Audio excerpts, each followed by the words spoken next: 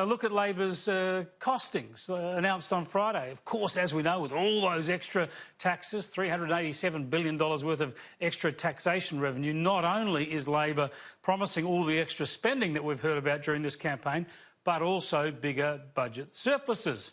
The big question, though, is how believable all this is, given we need to worry about the impact of those taxes on the economy and, of course, Labor's record. But one thing we didn't get in those costings, of course, was the economic cost, the cost of living cost, the cost of all of us from these massive changes in climate and energy policy that Labor are proposing, more than doubling the renewable energy target and almost doubling our carbon dioxide emissions targets. These are the big questions that remain unanswered. What is that going to do to your electricity bill? What's it going to do to your cost of living? What's it going to do to costs on business? How will it affect the employment in this country and so on?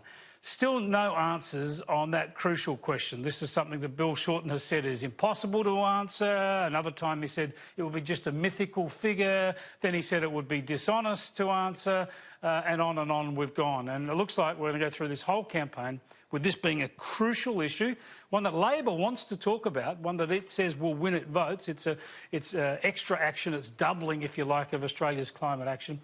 Crucial issue without those costings.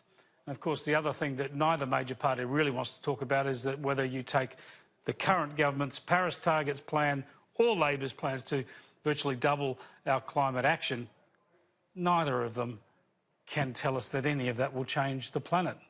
Bill Shorten likes to say it might stop cyclones, reduce droughts, stop floods and bushfires, but we all know that global carbon emissions are rising dramatically. So neither of these policies can make any difference, can improve our climate, because carbon dioxide emissions globally are still rising substantially. So it's a crazy debate, has been all election. I think it's going to stay that way right up until Saturday.